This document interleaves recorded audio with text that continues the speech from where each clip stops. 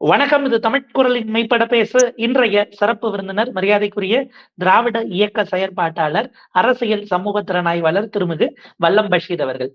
ஐயா வணக்கம். வணக்கம். ஐயா, ஒரு பரபரப்பான செய்தி அப்படின்னு நம்ம பார்க்க வேண்டியிருக்கிறது.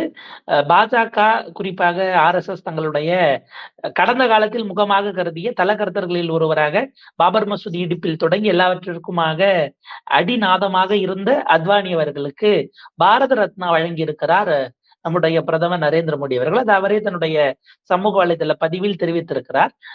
குறிப்பா ராமர் கோவில் திறப்பின் போதே ஆர்எஸ்எஸ் ஒரு அதிருப்தியை மோடியின் மீது காட்டியது அப்படிங்கிறதுக்காக இது அதை சமாளிப்பதற்கு ஒரு ஸ்ட்ராட்டஜியாக அவர் செய்கிறார் அப்படிங்கிற ஒரு பார்வையும் இருக்கிறது. எதற்காக அப்படின்னு கேட்டா, இந்த நாட்டுல கலாச்சார மறுமலர்ச்சியை கொண்டு வந்ததற்கும் தேச ஒற்றுமைக்கு பாடுபட்டதற்கும் அப்படின்னு மோடி அவர்கள் தன்னுடைய பதிவுல குறிப்பிட்டிருக்கிறார். அப்படி என்ன ஒரு விஷயத்தை அவர் செய்து விட்டார் அப்படின்னு பார்க்கிறீங்க? இந்த நகர்வு அப்படிங்கிறது எப்படி இருக்கு உங்களுடைய பார்வை? பாரதிய ஜனதா கட்சிக்குள் மூத்தவர்களை எல்லாம் ஓரம் கட்டிவிட்டு மோடி தன்னை மட்டுமே ஒரு தலைவராக முன்னிறுத்தி கொண்டு ஒரு பிம்ப அரசியலை கட்டி எழுப்பிவிட்டார்.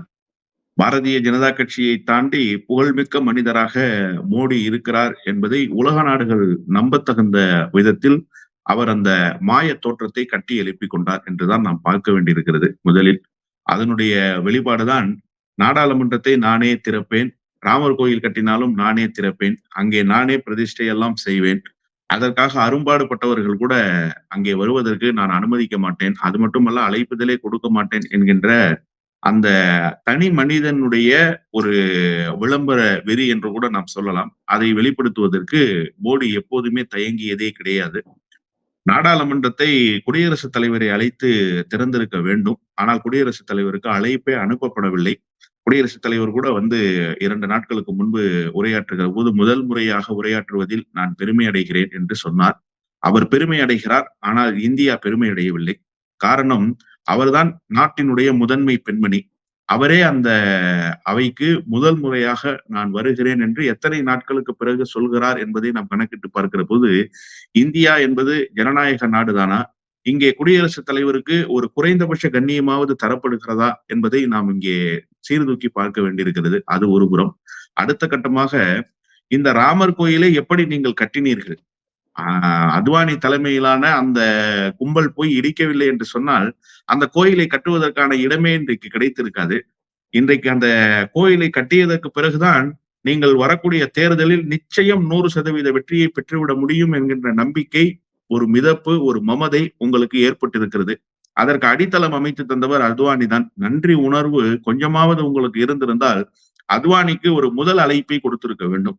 முதல் அழைப்பை கொடுத்ததோடு மட்டுமல்ல, நீங்கள் போய் கோயிலுக்குள் பூஜை செய்கிற போது அவரையும் அருகில் வைத்துக் கொண்டு பூஜை செய்திருக்க வேண்டும். அவர் பூஜை செய்வதற்கு அந்த ஆகமத்தினுடைய விதிகளின்படி தகுதி உடையவர் தான். நீங்கள் கூட தகுதியுடையவர் அல்ல என்றுதான் நான் நினைக்கிறேன்.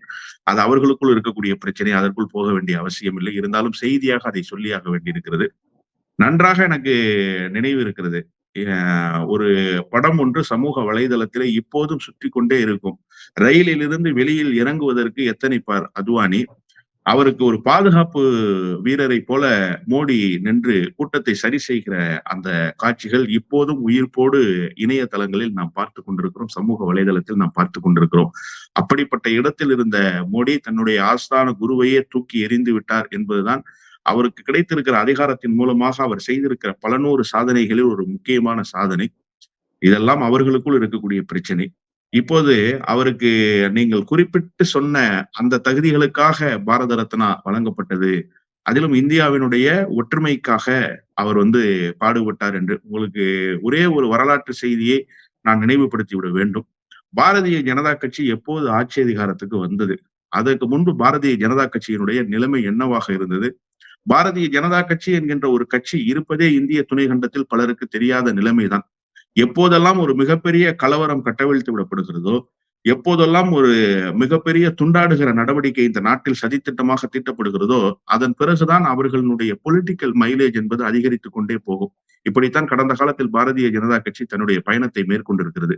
எனக்கு நன்றாக நினைவு இருக்கிறது. இந்த சம்பவத்துல ஒரு துண்டாடுகிற நடவடிக்கைக்கு பாபர் மசூதியினுடைய விவகாரத்தை தான் அவர்கள் பயன்படுத்தினார்கள், நாட்டை துண்டாடுகிற நடவடிக்கைக்கு. அதற்கு முன்பு இந்தியாவிலே இலைமறை காய்மறையாகத்தான் இந்த பாசிசவாத நடவடிக்கைகள் இருந்தனவே தவிர வெளிப்படையாக பட்டவர்த்தனமாக பேசுவதற்கு அவர்களுக்கு வாய்ப்பும் இயலவில்லை. மதச்சார்பின்மை கேள்விக்குறியாக்கப்படவே இல்லை. ஆனால் இந்த சம்பவத்தை அரங்கேற்றியதற்கு பிறகு நாட்டிலே ஒரு மிகப்பெரிய கலவரம் கட்டவிழ்த்து விடப்பட்டது. எப்படி காந்தியார் படுகொலை செய்யப்பட்ட போது ஒரு அச்ச உணர்வு இந்திய துணைக்கண்டத்தில் இருந்ததோ அதற்கு இணையான அச்ச உணர்வு டிசம்பர் 6 பொழுது இருந்தது. ஒவ்வொரு ஆண்டும் டிசம்பர் 6 வருகிற போது நாடு ஒரு பதைப்பதைப்புக்கு உள்ளாகும். ஆங்காங்கே காவல்துறையினர் சிறுபான்மை சமூகத்தை சேர்ந்த இளைஞர்களை எல்லாம் கைது செய்வார்கள் என்கின்ற அந்த அச்ச உணர்வு கூட எல்லா நாட்களிலும் வருடந்தோறும் இந்த டிசம்பர் 5, 6 தேதிகளில் ஏற்படும் என்பதை நாம் கண்கூடாக பார்த்தோம். கருப்பு பக்கத்தையே தன்னுடைய இதழினுடைய முதல் பக்கமாக வெளியிட்டு எந்த செய்தியும் வெளியிடாமல் கருப்பு பக்கத்தை வெளியிட்டு தன்னுடைய எதிர்ப்பை பதிவு செய்தார் அன்றைக்கு துக்ளக்கினுடைய ஆசிரியராக இருந்த சோ அவர்களுடைய இடத்தில் இருப்பவர் தான், அவர்களுக்காக பேசுபவர் தான், அவர்களோடு இருந்து சிந்திப்பவர் தான். ஆனால் அவரே இந்தியாவினுடைய ஜனநாயகத்துக்கு விடுக்கப்பட்டிருக்கிற மிகப்பெரிய சவாலாகத்தான் ஒரு ஊடகவியலாளராக இருந்து அந்த செய்தியை பதிவு செய்தார். அந்த அளவுக்கு ஒரு நாட்டிற்கு அவமானத்தை ஏற்படுத்திய காலகட்டம் அது. அதற்கு அடுத்த கட்டமாக அவர் தமிழ்நாட்டுக்கு வருகிற போதுதான் அந்த குண்டுவெடிப்பு நடவடிக்கைகள் எடுக்கப்பட்டன. ரவி பெர்னாட் கூட அதை பல நேரங்களில் கோடிட்டு காட்டியிருக்க ஊடகவியலாளராக இருந்தால் பின்னாளில் அதிமுகவினுடைய நாடாளுமன்ற உறுப்பினராக வந்தார் ரவி பெர்னாட். ரவி பெர்னாட்டினுடைய நேர்காணலுக்கு அவர் ஒத்துக்கொண்டதன் காரணமாகத்தான் அத்வானி அவர்கள் அந்த கோயம்புத்தூர் பயணத்தையே மேற்கொள்ள முடியாமல் போனது. தாமதமாக போய் சேர்ந்தார். ஒருவேளை குறிப்பிட்ட நேரத்துக்கு போய் சேர்ந்திருந்தார் அத்வானி இன்றைக்கு இருந்திருக்க மாட்டார் என்பது ரவி பெர்னாட் பல நேரங்களில் சொன்ன கூற்று, நான் சொல்கிற செய்தி அல்ல. அந்த இந்நேர்காணல் கொஞ்சம் தாமதமாக ஆன காரணத்தால் அவருடைய விமான பயணமும் கொஞ்சம் தாமதமானது. இப்படிப்பட்ட நடவடிக்கைகள் எல்லாம் எதன் நீட்சியாக வந்தது? நாம் அதை ஆதரிக்கவில்லை. அத்வானிக்கு குறிவைக்கப்பட்ட அந்த தாக்குதலை நாம் ஆதரிக்கவில்லை. எப்போதும் ஜனநாயகத்தின்படி இருந்தே பேச வேண்டும், சிந்திக்க வேண்டும் என்றே நாம் நினைக்கிறோம். ஆனால் இந்த பாபர் மசூதி சம்பவத்துக்கு பிறகுதான் இது மாதிரியான நடவடிக்கைகள் எல்லாம் இந்தியா முழுமைக்கும் கையாளப்பட்டது, இந்தியா துண்டாடப்பட்டது என்பதற்கு இது ஒரு உதாரணமாக இருக்கிறது. அப்படிப்பட்ட நபர் இந்தியாவினுடைய ஒற்றுமையை விரும்பினாரா? அல்லது இன்னொரு செய்தி, நீங்கள் ஏதோ ஒரு கலாச்சாரம் என்றெல்லாம் அவருக்கு விருது கொடுப்பதற்கான காரணங்களை சொல்லி இருக்கிறார் என்று சொல்கிறீர்கள். எந்த கலாச்சாரத்தை அவர் முன்னெடுத்தார்? இந்தியாவினுடைய ஒருமைப்பாட்டுக்கான கலாச்சாரத்தை அவர் முன்னெடுத்தாரா? இந்தியாவை துண்டாடுவதற்கான கலாச்சாரத்தை முன்னெடுத்தாரா? இந்தியாவினுடைய மதச்சார்பின்மையை தான் அடிப்படை தத்துவமாக இந்தியா வடிவமைக்கப்பட்டிருக்கிறது. அதையே மறந்துவிட்டு ஒரு வெறுப்பு அரசியலை முன்னெடுக்கக்கூடிய இன்றைக்கு மோடி செய்த வேலையை 100 மடங்கு வீரியமாக அதிகாரமே இல்லாமல் செய்தவர் அத்வானி. அவருக்கு இன்றைக்கு எந்த காரணத்தை சொல்லி நீங்கள் வரலாற்றினுடைய பக்கத்தை திருப்பி எழுதலாமே தவிர வரலாற்று பக்கத்தில் ஏற்கனவே பதிவு செய்யப்பட்ட வரலாறுகளை நீங்கள் மறைத்து விடவே முடியாது. அப்படி கரைபடிந்த வரலாறுகளாக அத்வானியினுடைய வரலாறுகள் இந்திய துணை கண்டத்தில் இருக்கிறது. அதுவும் குறிப்பாக இந்த பாபர் மசூதி இடிக்கப்பட்டதற்கு பிறகு நடந்த சம்பவங்கள், பாபர் மசூதி இடிப்பதற்காக இவர்கள் முன்னேறி சென்ற விதம், அப்போது இருந்த காங்கிரஸ் கட்சியை இவர்கள் ஏமாற்றிய விதம், ஏற்கனவே ஜோதிர்மாய் பாசு இது குறித்து முன்பே பிரதமருக்கு எச்சரிக்கை விடுத்த செய்தி, இவற்றையெல்லாம் நாம் சீர்தூக்கி பார்க்கிற பொழுது திட்டமிட்டு இந்த நாட்டை பிளவுபடுத்துகிற நடவடிக்கையில் ஈடுபட்ட மனிதர் தான் எல்.கே. அத்வானி. அவருக்கு பாரத ரத்னா விருது தந்திருப்பது என்பது பாரத ரத்னா விருதையே அவமானப்படுத்துவதற்கு இணையாகத்தான் நாம் பார்க்க வேண்டியிருக்கிறது. ஏன்னா பாரத ரத்னா ரொம்ப காலத்துக்கு முன்பாகவே அது ஒரு அரசியல் விருதுகளே இன்னைக்கு முழுக்க முழுக்க அரசியலாக மாறி போனது. தேர்தலுக்கு முன்பாக எம்ஜிஆருக்கு கொடுக்கப்பட்டதும் கூட நம்ம கடந்த காலத்துல அப்படிதான் பார்க்க வேண்டிய தேவை இருக்கிறது. இப்ப இந்த பக்கம் அத்வானி அவர்கள் அந்த கோவிலுக்கு அழைப்புக்கு அழைக்கப்பட்டாரா என்பதிலே சர்ச்சை இருந்தது. போகல் அப்படிங்கிறது அவர் தன்னுடைய சுயமரியாதைக்காக நின்று கொண்டார்னு ஒரு பார்வை இருக்கும் பொழுது RSS அதிருப்தியை இப்ப ஈடுகட்டுவதற்கான ஒரு முயற்சின்னு நம்ம அதை பார்க்கலாமா? இல்ல, நிச்சயமாக. ஏனென்று சொன்னால் RSS பார்வையிலிருந்து மோடி வெளியேறி விட்டார் என்றுதான் நாம் பார்க்க வேண்டியிருக்கிறது. தொடர்ந்து RSS தன்னுடைய கட்டுப்பாட்டில் பாரதிய ஜனதா கட்சியை வைத்துக் கொள்ள வேண்டும் என்றுதான் எப்போதும் நினைக்கும். பாரதிய ஜனதா கட்சியை கட்டுப்பாட்டில் வைத்துக் கொள்வதன் மூலமாக எப்போதெல்லாம் அதிகாரத்துக்கு பாரதிய ஜனதா கட்சி வருகிறதோ அப்போதெல்லாம் அந்த அதிகார மையத்தை RSS தன்னுடைய பிடியிலே வைத்துக் கொள்ளும். கடிவாளம் என்பது RSS கட்டுப்பாட்டில் தான் இருக்கும். இவர்கள் வேண்டுமானால் வேறு விதமாக அதிகாரத்தை நகர்த்தி செல்வதற்கு முயற்சி செய்யலாமே தவிர RSS பிடியிலிருந்து ஒருபோதும் தப்பிவிடவே முடியாது. ஆனால் மோடி சமீப காலமாக RSS பிடியிலிருந்து தப்பிப்பதற்கு முயற்சி செய்து தன்னை ஒரு இண்டிவிஜுவல் லீடராக பெர்ஃபார்ம் பண்ற லீடராக காட்டிக் கொள்வதற்கு முனைகிறார். அதை RSS எப்போதுமே விரும்பாது. உங்களுக்கு ஒரே ஒரு செய்தி தான் நினைவுபடுத்த வேண்டும் இந்த நேரத்தில். RSS-இனுடைய ஊழியர்கள் யார் என்பதையே நீங்கள் அடையாளம் காணவே முடியாது. எப்போதுமே ஒரு அண்டர் கிரவுண்ட் ஆபரேஷன் என்று ஆங்கிலத்திலே சொல்வார்கள். அந்த வகையில் தான் அவர்களுடைய இயக்க செயல்பாடுகள் என்பது இருக்கும். பின்னாளில் அவர்கள் அதிகாரத்துக்கு வருகிற போதுதான் இவர்களுடைய பழைய படங்கள் எல்லாம் எப்போதாவது வெளியில் வந்தால் இவர் RSS-இல் பயிற்சி பெற்றவர், இவர் RSS-இனுடைய அங்கமாக இருந்தவர், RSS-இனுடைய தத்துவத்தால் வார்ப்பிக்கப்பட்டவர் என்பதை நாம் அறிந்து கொள்ள முடியுமே தவிர, அவராக வாய் திறக்கவில்லை என்று சொன்னால், இப்போது நான் திராவிட இயக்கத்துக்காக பேசுகிறேன், திராவிட இயக்கத்தினுடைய சிந்தனைகளை ஒட்டி இயங்குகிறேன் என்று சொன்னால் என்னை நான் வெளிப்படுத்திக் கொள்கிறேன். திராவிட இயக்கமும் என்னை வெளிக்காட்டுவதற்கு எல்லா வகையிலும் முயற்சிகளை மேற்கொள்ளும். அவ்வப்போது எனக்கு மேடைகளை அமைத்து தரும், வாய்ப்புகள் வருகிற போது என்னை பேச வைக்கும். இப்படியெல்லாம் செய்து என்னை ஒரு அடையாளப்படுத்தும். ஆனால் RSS-ல அப்படி அடையாளப்படுத்துகிற அரசியல் எப்போதுமே இருந்ததில்லை. எப்போதுமே அவர்கள், அதனால்தான் நான் சொன்னேன், அண்டர் கிரவுண்ட் ஆபரேஷன்லயே இருப்பார்கள். யாருமே தனி மனிதனாக வளர்ந்து விடக் கூடாது என்பதுதான் RSS-இனுடைய மிக முக்கியமான ஒரு குறிக்கோள். ஒரு இண்டிவிஜுவல் லீடரை நம்பி இயக்கம் அல்ல, இயக்கத்தை நம்பிதான் ஒவ்வொரு இண்டிவிஜுவலும் இருக்கணும்ன்றதுதான் அவர்களுடைய அடிப்படை கோட்பாடு. ஆனால் மோடி கல்யாண வீட்டுக்கு சென்றால் நானே மாப்பிள்ளையாக இருப்பேன், துக்க வீட்டுக்கு சென்றால் நானே பிணமாக இருப்பேன் என்கின்ற அந்த சுலவாடை சொல்வார்கள் அல்லவா, எல்லா இடத்திலும் அவனே பிரதானமாக இருக்க வேண்டும் என்று நினைக்கிறான் என்று கூட பகடியாக சொல்வதுண்டு நம்முடைய தமிழ்நாட்டில். அப்படித்தான் தன்னை எப்போதுமே முன்னிலைப்படுத்தி கொண்டவராக இருந்திருக்கிறார். இதை RSS ஒருபோதும் விரும்பவில்லை. ஒன்று.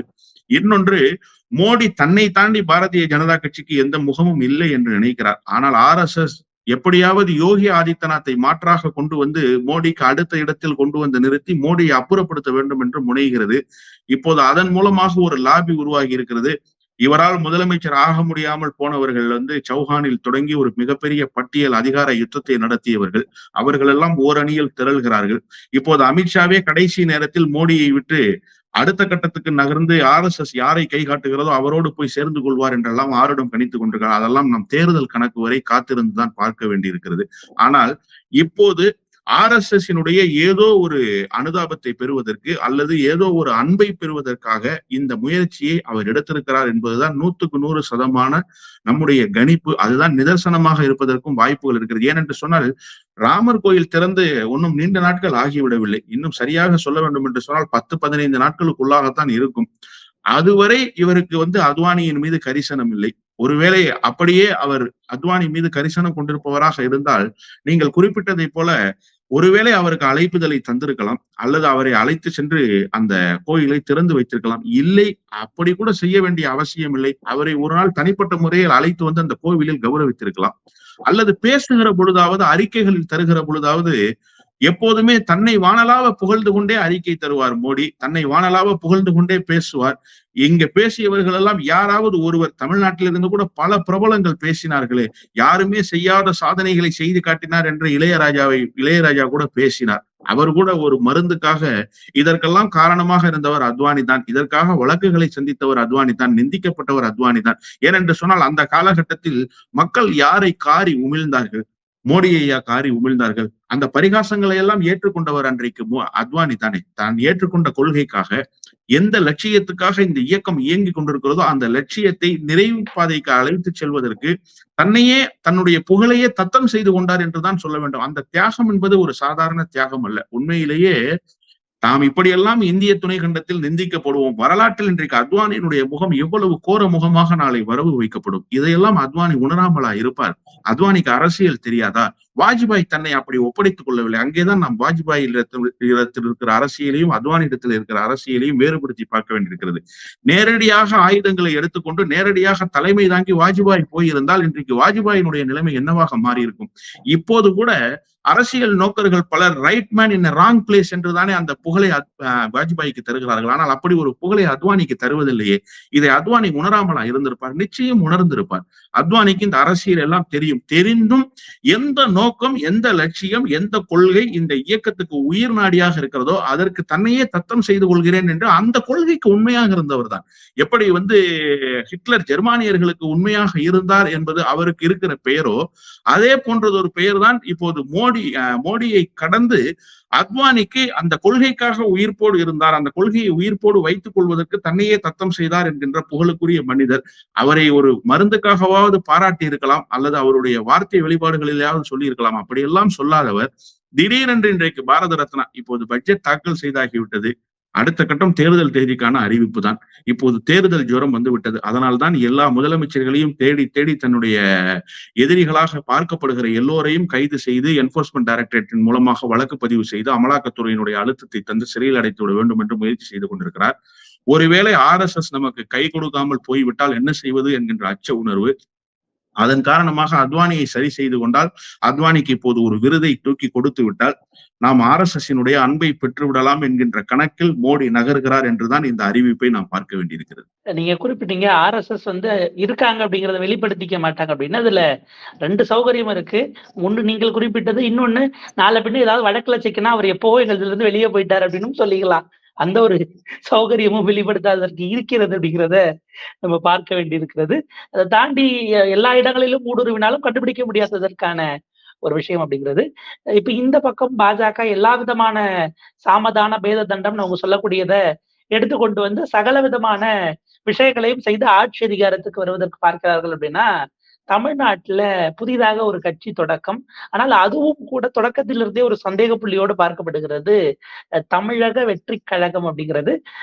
திரும்ப பாஜக அவர்கள் ஒரு முகத்தை இறக்குகிறார்கள். ரஜினி வச்சு செய்யணும்னு நினைச்சதுக்கு பதிலா இவர் இறக்குறாங்க அப்படிங்கிற ஒரு குற்றச்சாட்டு இன்னும் உள்ளேயே வரல. அதுக்குள்ளேயே இந்த அளவுக்கு ரியாக்ட் பண்ணணுமா, அவர்களுக்கு நம்ம வினையாற்றணுமாங்கிற ஒரு கேள்வியும் பார்க்கப்படுகிறது. நீங்க எப்படி பாக்குறீங்க?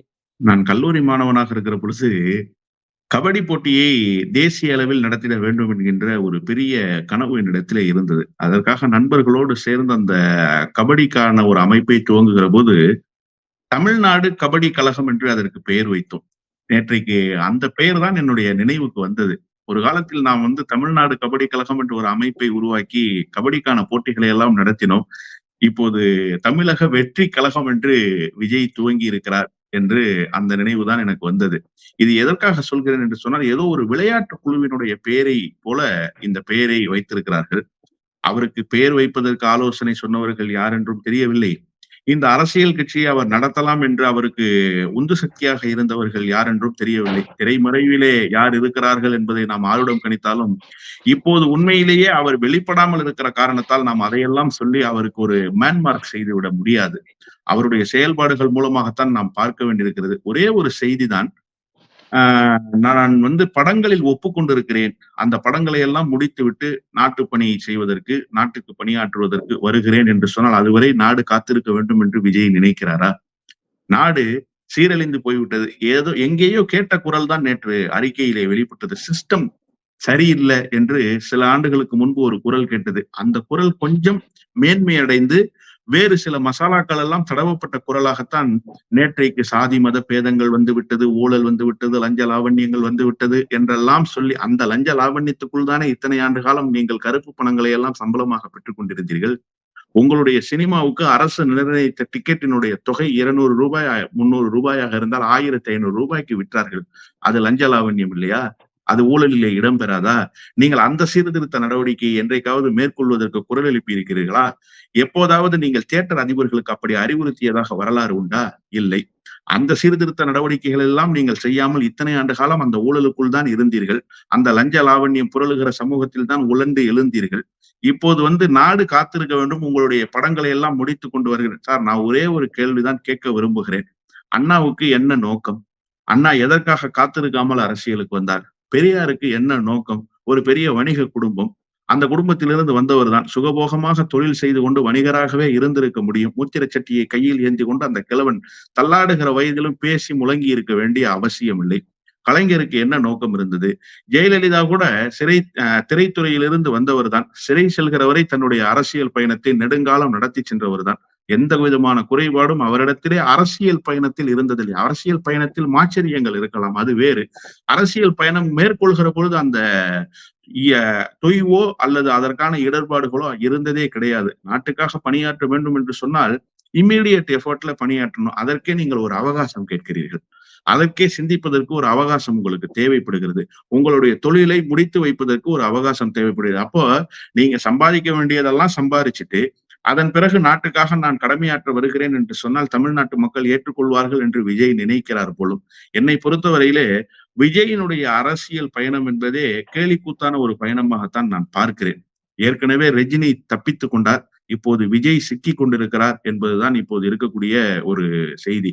அந்த பெயரே முதலில் தவறான பெயர். எதற்காக சொல்கிறேன் என்று சொன்னால், ஆஹ் தமிழக மக்கள் முன்னணி என்று பெயர் வைத்தார் சிவாஜி கணேசன். மக்களை முன்னணிக்கு அழைத்துச் செல்வதற்கு. திராவிட முன்னேற்ற கழகம், அதற்கு முன்பு அது திராவிடர் முன்னேற்ற கழகம் தான். அதை திராவிட முன்னேற்ற கழகமாக மாற்றினார்கள். அதாவது திராவிடர்களை முன்னேற்றுவதற்கு ஒரு கழகம் தேவைப்படுகிறது, அது திராவிட முன்னேற்ற கழகம். அதிலிருந்து பின்னாளில் பிரிந்து அண்ணாவின் பெயரை சேர்த்துக்கொண்டு அண்ணா திராவிட முன்னேற்ற கழகம் என்று சொன்னார் எம்ஜிஆர். ஒரே கோட்பாடுதான், ஒரே தத்துவம் தான், அண்ணாவை சேர்த்துக் கொண்டார்.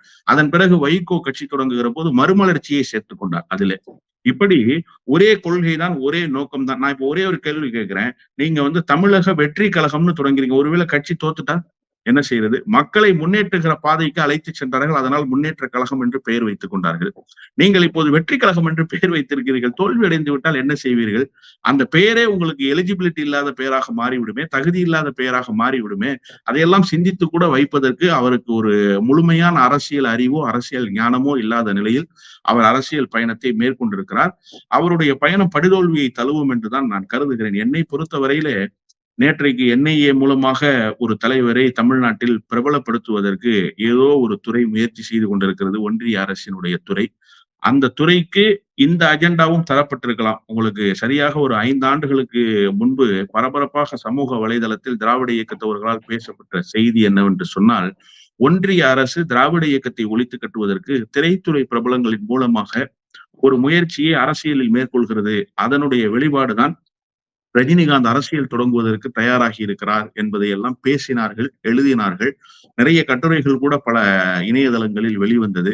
ஆனால் ரஜினிகாந்த் அதிலிருந்து தப்பிக்கொண்டார். இப்போது அந்த இடத்திற்கு விஜய் வந்து சேர்ந்திருக்கிறார். விஜய்க்கு அந்த அஜெண்டா தரப்பட்டிருக்கிறதோ என்கின்ற சந்தேகம் எழுகிறது. ஏனென்று சொன்னால், நேற்றிலிருந்து டெல்லிக்கு தேர்தல் ஆணையத்திடம் அங்கீகாரம் பெறுவதற்காக சென்ற நபர்களில் புஷி ஆனந்தோடு சேர்ந்து ஒருவர் சென்றிருக்கிறார்.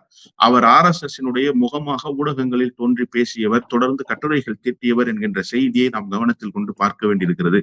எனவே அந்த செய்தி உண்மையாக இருந்தால் விஜய்க்கு இருக்கிற கொஞ்ச நஞ்ச திரைத்துறையினுடைய புகழும் பாழ்பட்டு போகும். அவர் மக்களிடத்திலே எடுபடாமல் அம்பலப்பட்டு போய் விடுவார். அதனால் விஜய்க்காக நாம் பரிதாபப்பட வேண்டியது இருக்கிறது. இல்ல, நம்ம அப்படி பார்த்தோம்னா 2014 பாஜக தலைமையில் ஒரு கூட்டணி இங்க அமைந்ததையே கூட இன்னைக்கு தமிழறிவு மணியில தொடங்கி பலரும் நாங்கள் தான் உருவாக்கினோம் அப்படின்னு கிளைம் பண்ணிக்கிறாங்கல்ல. அந்த மாதிரி சிலர் எல்லா தரப்பிலிருந்தும் திமுகவுக்கு எதிராக அல்லது திராவிட இயக்கத்திற்கு எதிராக ஒருங்கமைக்கிற வேலையை ரொம்ப நாளா தானே பண்ணிட்டு இருக்காங்க.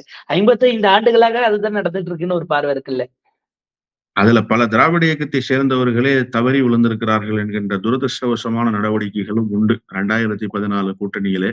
இப்போது உங்கள் முன்னால் பேசிக் கொண்டிருக்கிற நானே 2014 மதிமுகவில் இருந்து கொண்டு தேர்தல் பிரச்சாரங்களை மோடிக்கு ஆதரவாக செய்த காலமும் உண்டு. அதையெல்லாம் இல்லை என்றெல்லாம் சொல்ல முடியாது. வெளிப்படைத்தன்மையோடு ஒப்புக்கொள்ளத்தான் வேண்டும். அதற்கான பாவங்களை போக்கிக் கொள்வதற்குத்தான் அவர்கள் கங்கை நதியில் மூழ்குவதை போல நாம் தினந்தோறும் இப்படி பேசிக்கொண்டு மக்களுக்கு விழிப்புணர்வை ஏற்படுத்துகிற இடத்துக்கு வந்து சேர்ந்திருக்கிறோம். இங்கே பிரதானமான செய்தி யாரை அழிப்பதற்கு யார் வந்திருக்கிறார்கள் என்பது அல்ல. ஒரு விஷயத்தை நம்ம புரிஞ்சுக்கணும் சார். எல்லோரையும் அழித்துவிட்டு தாம் முன்னேறி வர வேண்டும் என்பதுதான் அரசியலினுடைய தாரக மந்திரமாக இன்றைக்கு மாறி போயிருக்கிறது. ஆரோக்கியமான அரசியல் எல்லாம் இப்போது இல்லை. இந்தியாவில் அல்ல, தமிழ்நாட்டில் அல்ல, உலகத்திலேயே அப்படி ஒரு அரசியல் இல்லாமல் போய்விட்டது. மாற்றான் தோட்டத்து மல்லிகைக்கும் மனம் உண்டு என்று சொன்னார் அண்ணா. இன்னைக்கு அண்ணாவினுடைய நினைவு நாள். அந்த அரசியல் எல்லாம் இப்போது எங்காவது இருக்கிறதா? கண்ணு கட்டிய தூரம் வரை எனக்கு தெரியவில்லை. உங்களுக்கு தெரிந்தால் நீங்கள் சொல்லுங்கள், நான் கேட்டு தெரிந்து கொள்கிறேன். எனவே ஒரு இயக்கத்தை அழிப்பது, ஒரு இயக்கத்தை தோல்வி அடைய செய்வது, ஒரு இயக்கத்தை இழவிடாமல் செய்வது என்பது அரசியலினுடைய ஒரு சராசரியான எதிர்ப்பு மனநிலை தான். அது அல்ல இங்கே பிரச்சனை. ஆனால் நீங்கள் திரைத்துறையிலே ஒரு உச்ச நட்சத்திரமாக ஜொலித்திருக்கிற நட்சத்திரம். உங்களுக்கென்று ஒரு முகம் இருக்கிறது, உங்களுக்கென்று ஒரு ரசிகர் பட்டாளம் இருக்கிறது. அதை உங்களுடைய சொந்த அறிவுக்கு நீங்கள் பயன்படுத்தினால் அது வேறு. விஜயகாந்த் வந்தார். அவர் ஏற்கனவே ஒரு அரசியல் பயணத்தை மேற்கொள்ள வேண்டும் என்கின்ற தொலைநோக்கு பார்வை அவருக்கு பல ஆண்டுகளுக்கு முன்பே வந்து விட்டது. திரைத்துறையில இன்றைக்கு அவர் மரணித்ததற்கு பிறகு எத்தனை கலைஞர்கள் அவர் புகழை பாடுகிறார்கள், கண்ணீர் சிந்துகிறார்கள் என்பதை நாம் பார்க்கிறோம். இயல்பிலேயே அந்த ஈகை குணம் அவரிடத்திலே இருந்தது. எல்லோரையும் வளர்த்து ஆளாக்க வேண்டும் என்கின்ற அந்த பெருந்தன்மை அவரிடத்திலே இருந்தது. அதே போல பிறருக்கு உதவ வேண்டும் என்கின்ற அந்த தாராளமான மனம் அவரிடத்திலே இருந்தது. அதற்காக தன்னுடைய மன்றங்களை பயன்படுத்தி கொண்டார். தன்னுடைய ரசிகர்களை அதற்கு முழுமையாக ஒப்படைத்துக் கொள்வதற்கு தயார் செய்தார். அதன் பிறகு ஒரு அரசியல் கட்சியை அவர் துவங்கினார். எனவே அவர் யாருடைய இன்ஃபுளுயன்ஸ்லயும் பின்னாடி இருந்து வரல. அதுபோல விஜய் தன்னுடைய சொந்த அறிவுக்கு அரசியல் கட்சி துவங்கினால் அவரை நாம் வரவேற்போம். இங்கே அரசியல் கட்சி துவங்கி ஓரளவுக்கு மக்களிடத்திலே நன்மதிப்பை பெற்றிருக்கிற எல்லா தலைவர்களும் அவர்களுடைய சொந்த முயற்சியில் வந்தவர்கள் தான். யாரும் பின்னால் இருந்தெல்லாம் இயக்குகிற தலைவர்கள் அல்ல.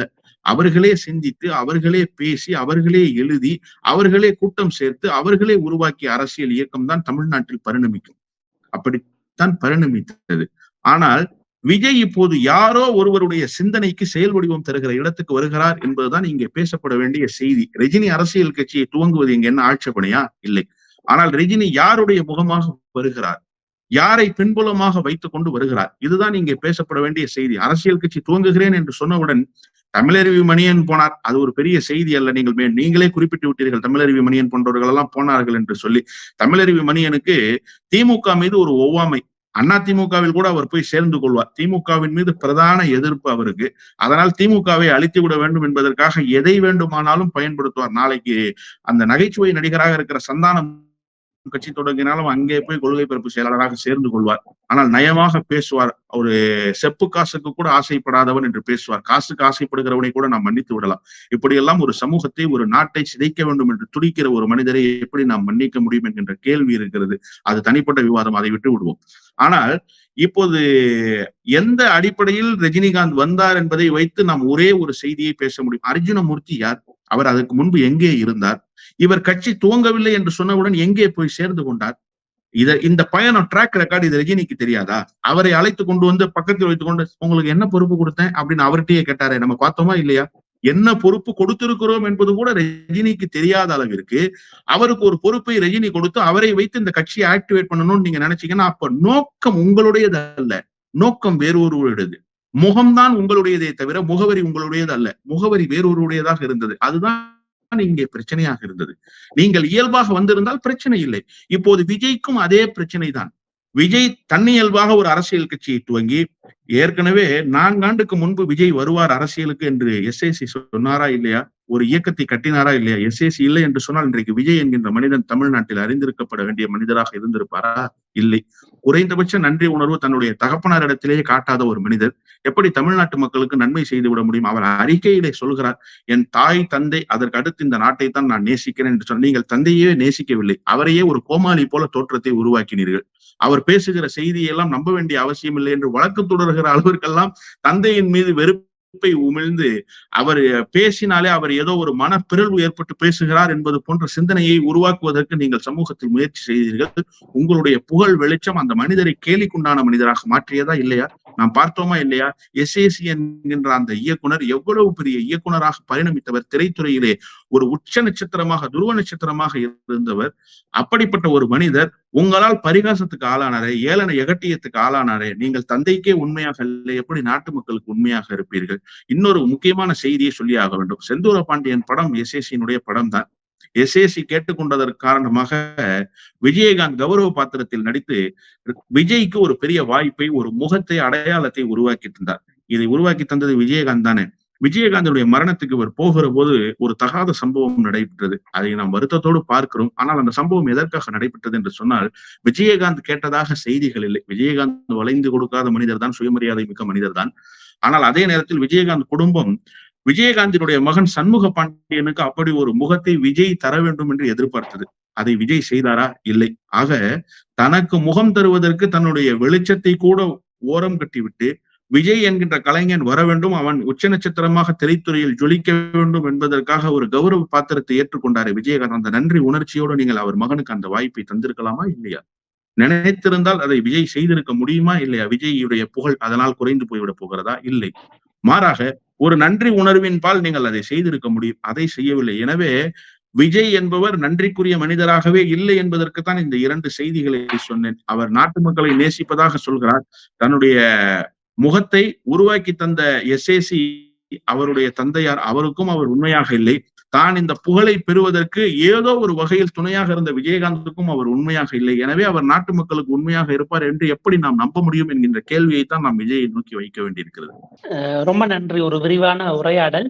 உங்களுடைய நீண்ட கள அனுபவம், அரசியல் சார்ந்து அந்த இயக்கங்கள் தொடர்ந்து அமைப்புகள் சார்ந்து, திராவிட இயக்கம் சார்ந்து இங்கு நிகழ்ந்து கொண்டிருக்கக்கூடிய ஒரு பண்பாட்டு போர், அதனுடைய நீட்சியாக அடுத்தடுத்த கட்டங்கள்ல பயணித்துக் கொண்டிருக்கக்கூடியவர், அதை உள்வாங்கி அதுக்கான விஷயங்களை பேசக்கூடியவர் அப்படிங்கிற இடத்திலிருந்து அத்வானி என்கிற ஒரு மனிதர், அவர் ஏன் அன்றையிலிருந்து இன்றைக்கு வரை அபத்தனராக இருந்தார், ஆனால் அவருக்கு பின்னால் வந்த சிஷ்யரான மோடி எந்த அளவிற்கு இடம்பெயர்த்திருக்கிறார், இன்றைக்கு வரைக்கும் தமிழ்நாட்டில் தாங்கள் நினைத்ததை செய்விப்பதற்காக எத்தனை முகங்களோடு அரிதாரங்கள் பூசிக்கொண்டு பாஜக அல்லது RSS வந்து கொண்டிருக்கிறது. அப்படி அவர்கள் பூசுகிற அரிதாரத்திற்கு அரிதாரம் பூசி நடிக்கக்கூடியவர்களே உள்ளே கொண்டு வருகிறார்கள் அப்படிங்கிற பல விஷயங்களை ரொம்ப விரிவாக ஒரு பகுப்பாய்வாக கொடுத்திருக்கிறீர்கள். பல பணிகளுக்கு மத்தியில இணைந்தமைக்கும் உங்களுடைய நேரம் மற்றும் கருத்து பகிர்வுக்கு எங்களுடைய நெஞ்சம் நிறைந்த நன்றிகள். ரொம்ப நன்றி. நன்றி.